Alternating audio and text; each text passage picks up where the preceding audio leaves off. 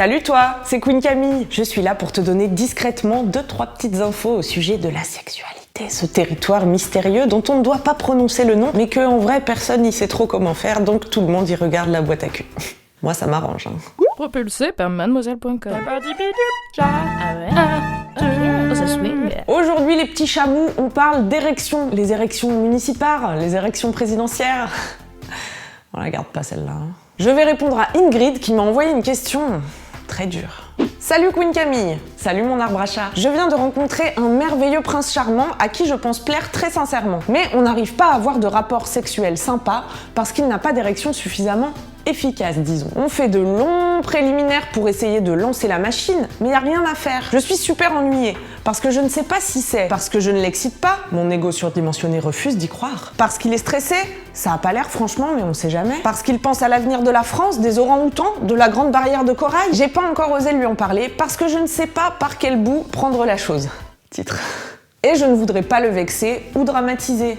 Aidez-moi s'il vous plaît. Merci Ingrid pour cette question qui concerne tous les porteurs de pénis, ainsi que toutes les personnes qui couchent avec ces gens-là, donc ça fait du monde quand même. Dans la grande famille des stéréotypes de genre, l'érection est associée à la virilité. Donc, si tu bandes pas, t'es pas un vrai homme, et alors, à quoi bon vivre ? En réalité, ça arrive à tous les hommes de ne pas bander alors qu'ils ont envie de faire l'amour, et ça leur arrive aussi d'ailleurs de bander alors qu'ils n'ont pas envie. On peut aussi perdre son érection en cours de route pendant le rapport. Merde. Quelqu'un a vu mon érection, non ? Oh putain, elle était là, elle était juste là. C'est pareil pour la lubrification chez les femmes. On ne mouille pas toujours alors qu'on est excité, et parfois on mouille sans raison apparente. Mais bon, nous, ça se voit pas. Alors pourquoi, et c'est le titre de cette vidéo, donc ça tombe à pic, pourquoi ils ne bandent pas ? Cela peut avoir des causes très diverses. Ça peut être lié à la famille. Enfin si, peut-être, mais... Ça peut être lié à la famille. Vas-y la famille. Oh putain Bloopers. Ça peut être lié par exemple à la fatigue ou à la prise d'alcool, de drogue, une mauvaise hygiène de vie, que ce soit au niveau de l'alimentation, de l'activité physique, du sommeil. Ça peut être aussi un blocage psy ou le stress comme tu le suggères, et si lui ne le montre pas, peut-être que du coup son corps se charge de le faire pour lui. Et puis comme tu l'as souligné, ça peut effectivement être aussi parce qu'il pense à l'avenir de la France, des orang-outans, de la grande barrière de corail. La bandaison papa, ça ne se commande pas. Ça arrive pendant le sexe que l'esprit ne soit pas forcément pile poil dans le moment présent, que le cerveau ne soit pas synchro avec le corps, ou inversement, que le corps ne soit pas synchro avec le cerveau. J'ai écrit un article à ce sujet que tu peux lire sur mademoiselle.com. C'est ce qu'on appelle la non-concordance du désir, le lien est dans la description.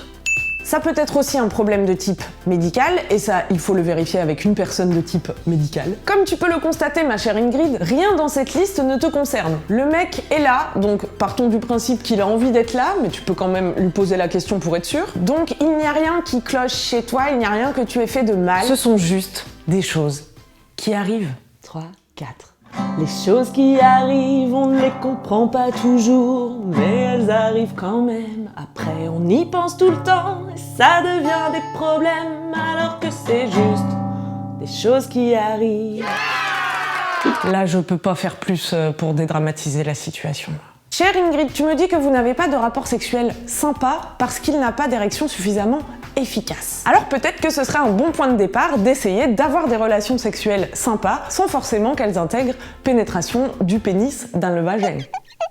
Même si c'est agréable, convenons-en. Parce qu'il y a vraiment beaucoup d'autres choses à faire. Tu me dis que vous faites de longs préliminaires pour essayer de lancer la machine. Qu'est-ce pour une machine ? Peut-être tu peux t'enlever cette pression de devoir lancer la machine et tout simplement profiter de ce qu'on appelle les préliminaires pour ce qu'ils sont en réalité du sexe. Assez sympa en plus. Le coït est indispensable à la reproduction, mais pas au plaisir, Dieu merci. Vachement bien foutu comme truc. Big up Dieu. Et puis si cet homme a une bonne confiance en lui et que l'intégralité de son ego ne repose pas sur la vigueur de ses érections, tu peux aussi éventuellement ramener un petit sextoy discretos.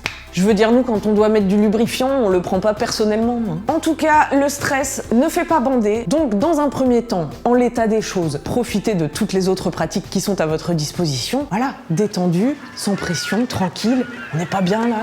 À la fraîche, décontracté du gland. Et On bandera quand on aura envie de bander. Si tu veux en parler à ton partenaire, ce que je te conseille, puisque ça te tracasse, choisis un moment propice et dis-lui les choses que tu ressens le plus simplement possible. Si ça te fait douter de toi par exemple, comme ça, il te rassure, tu le rassures, hop, tu m'enrobes le tout avec des bisous, allez emballer c'est pesé. Voilà chère Ingrid, je suis sûre que tu sauras trouver les mots pour ouvrir cette discussion avec ton prince. Si j'étais grand-mère feuillage, je te dirais écoute ton cœur. Vos devoirs d'ici mercredi prochain, c'est de vous entraîner à prononcer « je bande quand je suis chez ce cher Serge » et de prendre du plaisir dans la vie. Également d'écouter Coucou le cul vendredi, c'est le podcast Sexo de Mademoiselle que j'anime avec Laura Berlingot, c'est la crème des gynécos, toi-même tu le sais. Mets un pouce bleu à cette vidéo si elle t'a aidé et abonne-toi parce que wesh, c'est gratuit donc abonne-toi, on voit au moins un peu d'amour. Allez, bonne bourre, bye!